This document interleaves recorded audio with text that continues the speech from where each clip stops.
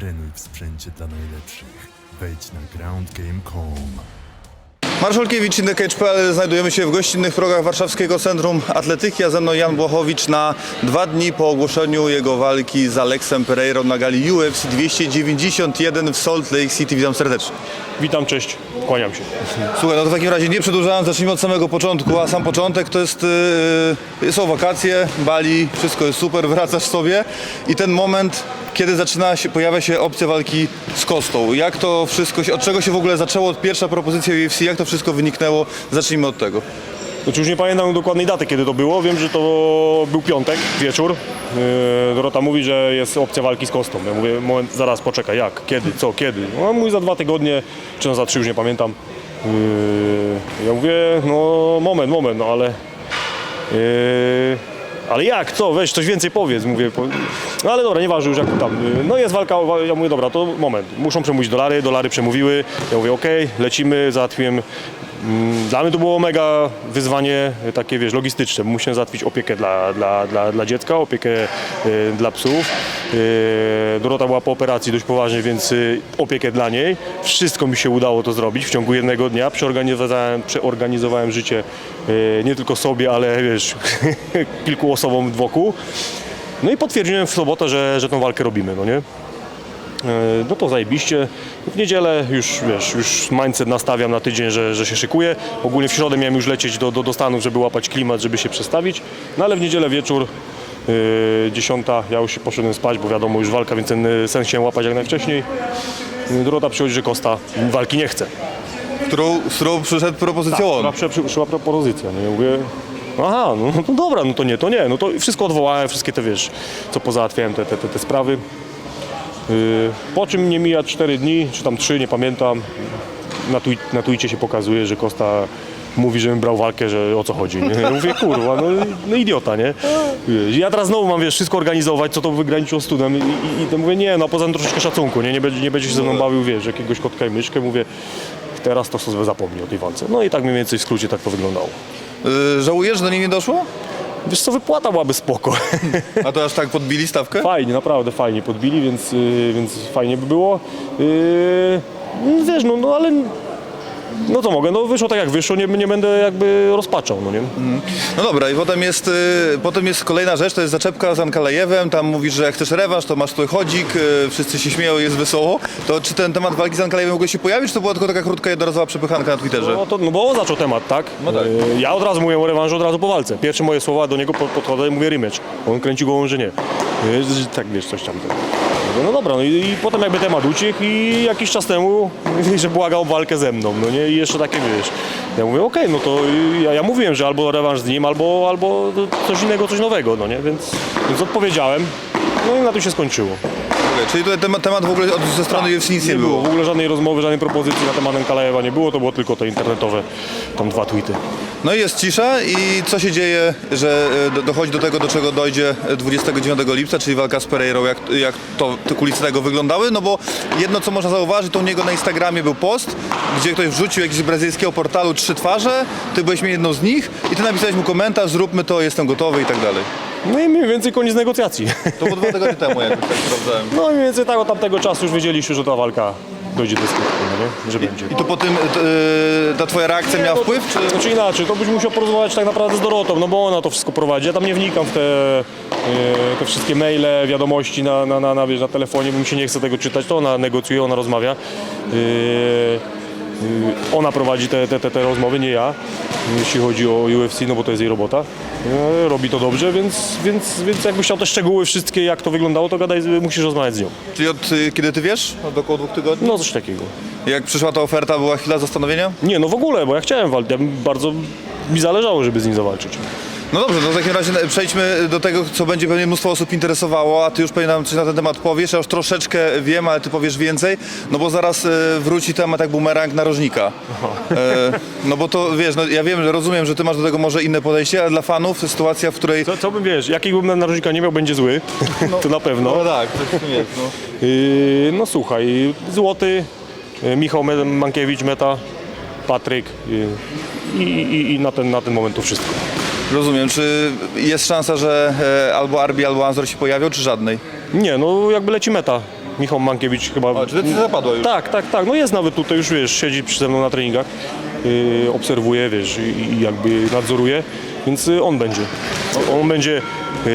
On będzie tym, kogo tak według wiesz, większości ekspertów internetowych brakowało na walce z Ankalaevem. Okej. Anzor z Arbim rozumiem, że, czy bardziej Anzor, no bo to on jest tutaj szefem aktualnie, rozumiem, że to też jest za jego aprobatą, wszystko jest z nim dogadane. Tak, no to wiesz, że nic się nie dzieje bez jakby dogadywania. Ja cały czas razem trenujemy, cały czas współpracujemy, no ale jakby, no muszę kogoś tam mieć, tak, taką osobę, więc będzie, tym razem będzie. Kurde, no ciekawy pomysł, w sumie nawet interesujący. Tym razem bo wymieniałeś się na chwilę na Michale Zawiesiłem, Daria leci czy nie? Nie, Daria nie leci, Daria zostaje. Daria zostaje, a współpraca utrzymana czy nie? No czyli już nie z taką intensywnością jak kiedyś, no nie? Jakby, tak jak na przykład potrzebowałem jej bardzo, za co serdecznie dziękuję, do Rakicza, bo bez niej by się ta walka, ktokolwiek by wtedy nie był, tam nie odbyła. Jakby poustawiała wszystko tak, że jest dobrze, jest bardzo dobrze, więc no już nie pracujemy tak intensywnie jak wcześniej. To chciałem dwa słowa jeszcze na Darii na chwilę zatrzymać, bo mnóstwo osób troszeczkę nie wierzy w te metody, jakby, które wprowadzają. Zawodnicy mówią, że to działa, fani uważają, że jak zawodnik przegrał, a korzystał z takiego pomocy, to nie działa. No. Ale przecież w jakim świecie żyjesz? Dobrze wiesz, że ludzie po tamtej stronie klawiatury zawsze wszystko wiedzą najlepiej, oni ci wszystko najlepiej doradzą, wytłumaczą, powiedzą co, jak ten, ale wiesz, no, i na tym się to kończy, że oni są tylko z tamtej strony klawiatury najmocniejsi, najmądrzejsi, no nie? Także jakby ja tu nikomu nie będę tłumaczył, no ja robię, jeżeli coś dla mnie działa, no to robię i nie interesuje mnie to, czy ktoś, kogo wiesz, nigdy w życiu na oczy nie widziałem, wiesz, skomentuje to, że nie wiem, przegrałem czy coś, bo nie wiem, bo pracowałem z tą, a nie z tą osobą. Co on może wiedzieć? No nic nie może wiedzieć, może spekulować sobie. Tak jak mówisz, przechodząc do Pereiry, tak sobie na szybko pomyślałem, tak, niskimi kopnięciami dużo większego konia wyłączyłeś z walki, okej, on nieźle je blokuje, on jest kickbokserem, no ale raczej na to nie będzie gotowy. Midle na Rejesie działały, na Pereirze mogą działać, bo on nie przychwytuje midli, no bo nie szuka parteru. Stójkę masz mocniejszą, z kontry bijesz mocniej, zapasy masz lepsze, clinch masz lepsze, parter raczej też. Czyli wygrałem walkę. No właśnie ja się zastanawiam, jak ci może zagrozić Pereira. No właśnie może i to w wielu płaszczyznach, wiesz, no ma też nokautujące uderzenie, jest, wiesz, wysokiej klasy, światowej klasy kickbokserem, więc no nie mogę go lekceważyć i nie będę go lekceważył, muszę uważać w stójce tak naprawdę na wszystko, no bo bije z każdej płaszczyzny i wysoko, i nisko, i wiesz, i lewa, i prawa ręka mocna, więc trzeba uważać, tak? Był mistrzem, wiesz, niższej kategorii. To się samo z siebie nie wzięło. Nie? Długo pasa nie utrzymał. No nie, ale mimo wszystko, tak? Mimo wszystko był. Ta walka pierwsza z Adesają, no bo ta druga była krótsza, pierwsza to jest dobry materiał, no bo on przegrywał te rundy praktycznie, chyba wszystkie, nie wiem czy może jedną wygrał. Po pierwszej rundzie już zatańczył pod koniec, to jest to co wykończył Adesania w drugiej walce. To jest główny wasz materiał? Wiesz co, no będziemy bazować na tych wszystkich jego walkach w MMA. Dużo tego nie jest, więc, ale na pewno te dwie ostatnie, ja zawsze bazuję na tych, wiesz, 3-4 ostatnich, więc na jego wszystkich praktycznie. No tak. No ale na pewno ta pierwsza walka z Adesanią, no to jest chyba najlepszy materiał do analizy, do tego, żeby zobaczyć, no te szczegóły wyłapać, na co uważać najbardziej. No jak dobrze pójdzie, to będzie twój czwarty skalp zawodnika, który przechodzi z 8-4 do 9-3. Taki jest plan, mam nadzieję, że się to nie zmieni, że cały czas będą się odbijać od naszej kategorii. A jakie masz to odczucie odnośnie UFC? Myślisz, że oni chcą po prostu mu pokazać, żeby znalazł swoje miejsce w szeregu, czy oni odwrotnie, czy oni na tobie chcą go wypromować? Wiesz co, nie mam zielonego pojęcia, nie zastanawiałem się nad tym i się nad tym nie zastanawiam. To nie jest tak, że ta walka, wiesz, ja też tą walkę chciałem, więc jakby to jest dla mnie, czy oni mnie chcieli z nim zestawić, czy nie chcieli, ja też to chciałem, więc ja się cieszę. A jaki oni mają plan, czy myślą, że wiesz, że sobie go podpromują gdzieś tam, nie wiem, że on przejdzie mnie łatwo i nie wiem, jakiś title shot od razu, to już nie pytanie do mnie. Nie wiem, nie rozkminiam tego, no bo co mi to da. A myślisz, że to będzie, że w przypadku zwycięstwa, które oczywiście zakładasz, to będzie, UFC potraktuje to jako eliminator, no bo obstawiam, że z jego strony na pewno, czy z twojej też? Mojej też, no mam nadzieję, że tak będzie i na pewno, jeżeli wygram, a głęboko w to wierzę, że tak, będę krzyczał, dawajcie walkę o pas. A masz jakieś przecieki odnośnie tego, czy zestawiał w końcu Hilla z Prochaską? Tyle, co na internecie wyczytałem, więc nic więcej nie wiem. Okej. To, co będzie mogło pomóc w taki, no nie wiem, czy taki psychologicznym aspekcie Pereira, to są treningi z Gloverem Teixeirą. To, co on mu podpowie, to nie wiem, czy Pereira będzie w stanie to wykonać, tak jak zrobił to Glover z tobą, ale myślisz troszkę o tym, że ta pomoc może być jednak plusem dla niego.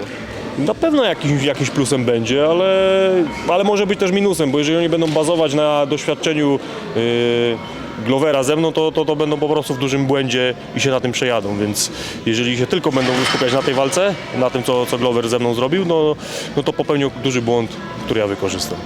Jak tak patrzę na kalendarz, to masz chyba idealny czas na przygotowania tak naprawdę. No jest fajnie, 2,5 miesiąca idealnie, więc sobie już zaczęliśmy delikatnie, już ruszyliśmy, jeszcze raz, żeby wszystko poukładać, podopinać, dołożyć guzik, ułożyć cały obóz, kiedy w góry, wiesz, i tak dalej, cały mikrocykl, więc fajnie, cieszę się bardzo. No dobrze, w takim razie przechodząc do sparring partnerów, z którymi masz okazję tutaj często widać, no to chciałbym zapytać o Adama Biegańskiego, czy to twoja wina, że wypadł z walki z Marcinem? Nie wiem, mam nadzieję, że nie. Nie. Ja nawet nie wiedziałem, że on wypadł, był wczoraj na treningu, a nie mówił nic, a też przeczytałem na internecie, że się Marcinowi zmienił rywal, więc nie wiem dlaczego. Okej. No to w takim razie Kijana, no bardzo ciężka sytuacja. No wczoraj rozmawiałem z Arbi wściekły, powiedział, że nigdy tak walki żadnej nie przeżywał. Twoja opinia na ten temat, powinien wziąć dyskwalifikację, czy jednak to, że pokazał charakter, to działa na plus, czy nie? Teraz to można gdybać. Ja nie lubię gdybać, bo wiesz, A co to byś zrobił?